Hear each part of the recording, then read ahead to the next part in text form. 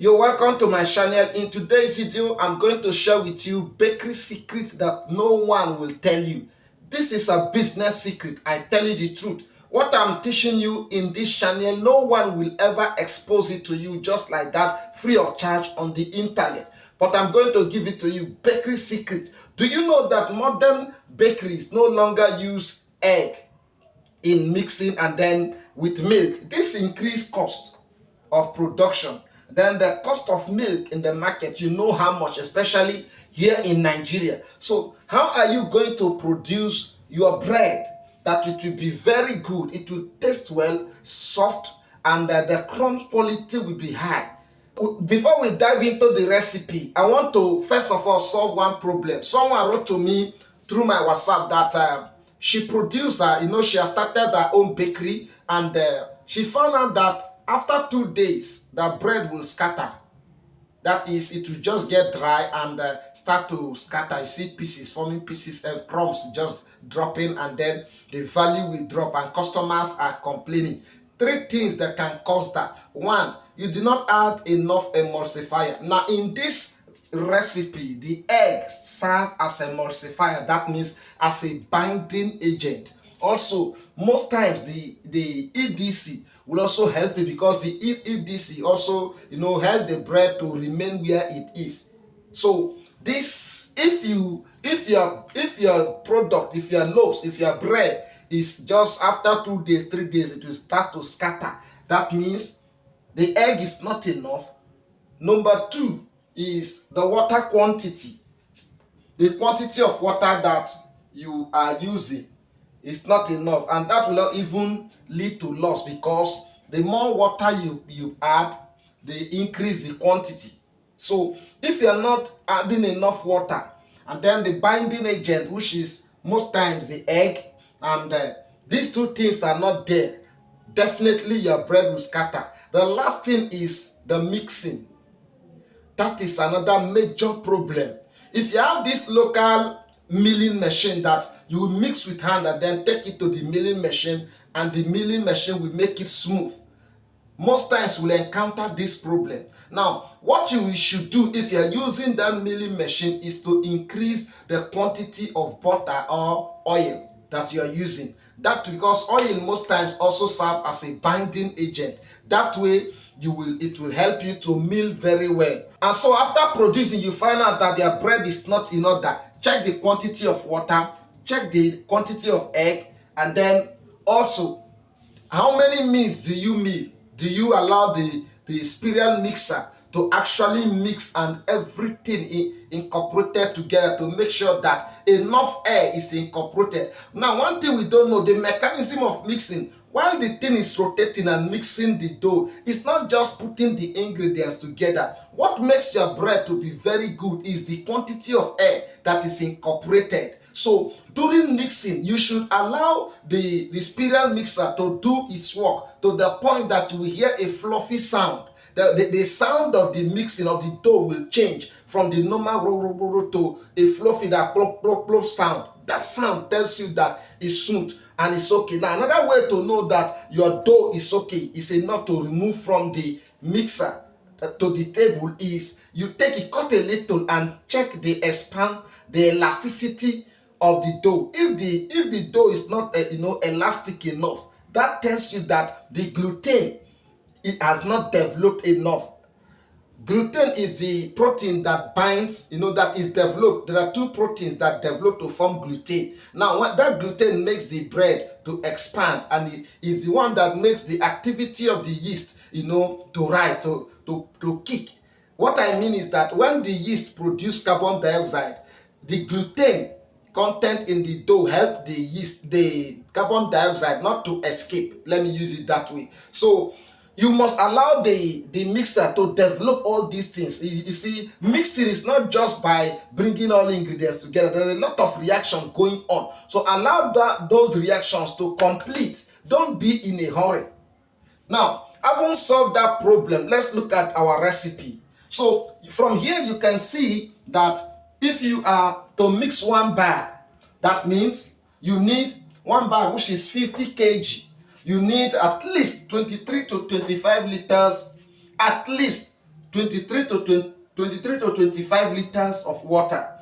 Now, let's look at the yeast. At least one sachet, that sealed one, which is always 450 grams. If you weigh it, is 450 grams. So this is the quantity you need for one bag. Now you can see your butter is 1.5 kg. That means you weigh 1 kg and add, and then weigh half kg, which is 500 grams.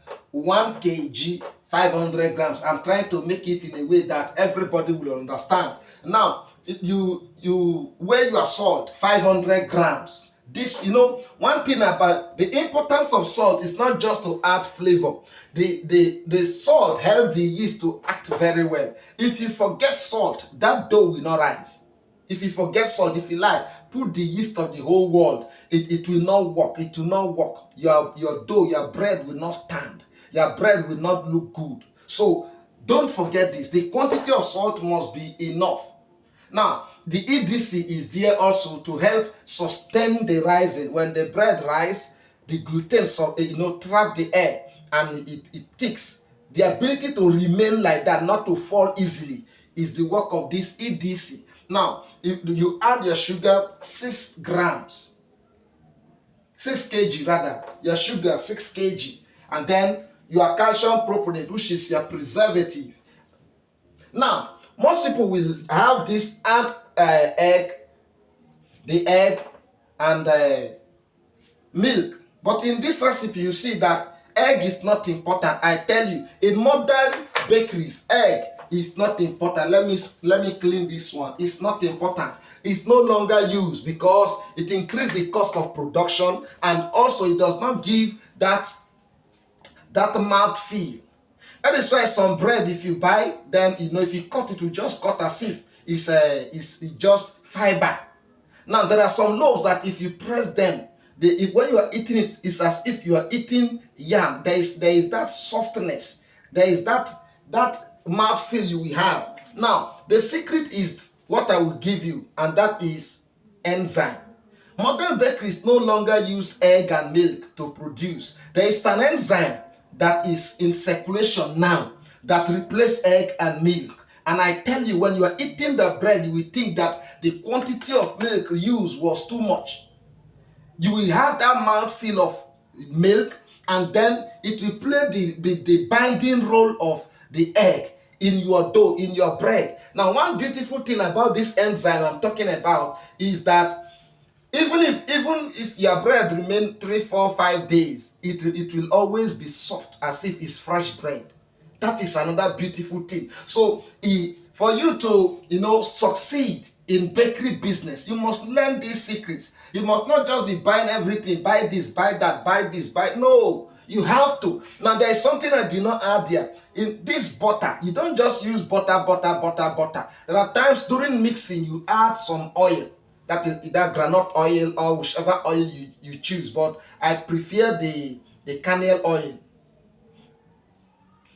I prefer kernel oil. That is the oil that is from kernel. We call it vegetable oil. Apart from the groundnut oil, the other oil that is very good, I prefer that one because most times the groundnut oil easily get rancid, but the kernel, the one extracted from palm kernel, is always very good. So I prefer that one, like the King's oil. I never wanted to mention any brand, but the King's oil, those ones are better than just the roadside groundnut oil that we buy. So during mixing, don't forget to add some drops of oil.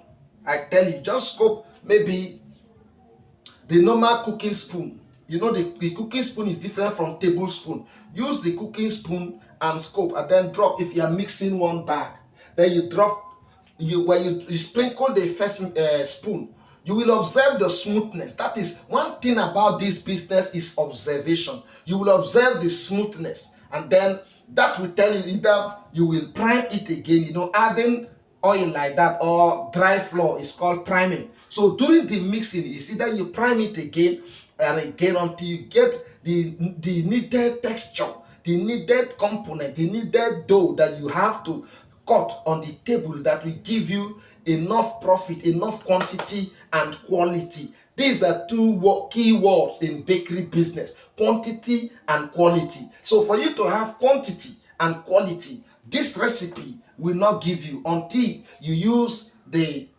enzyme I'm talking about. Although you can start the business, you'll be making profit as usual, but for your business, see, in our bakery, do you know that in our bakery, we don't go out to distribute? Customers come. We don't distribute, we don't have any distribution van, we don't have any distribution car. All we do is produce, and we produce to meet up. We don't produce and rest, we produce to meet up the demand. Why? If you eat the bread, you must come back. You must come back to buy again. That is the quality, how good the bread is. So this is a recipe, normal conventional recipe, but our own recipe, there's an enzyme that we add that gives that do the magic for us. Thank you for watching. Please do subscribe, click on that notification bell. We can actually write a good business plan for your bakery business. If you want to step in for you to make profit, we can help you. So contact us and then we can help you. If you need the enzyme, if you need the enzyme I'm talking about, you can also contact us and we'll help you. We'll help you, but you pay some money. Also, the business plan, we can actually train and guide you on this business. Thank you for watching. Please do subscribe, click on that notification bell. See you in our next video. Bye bye.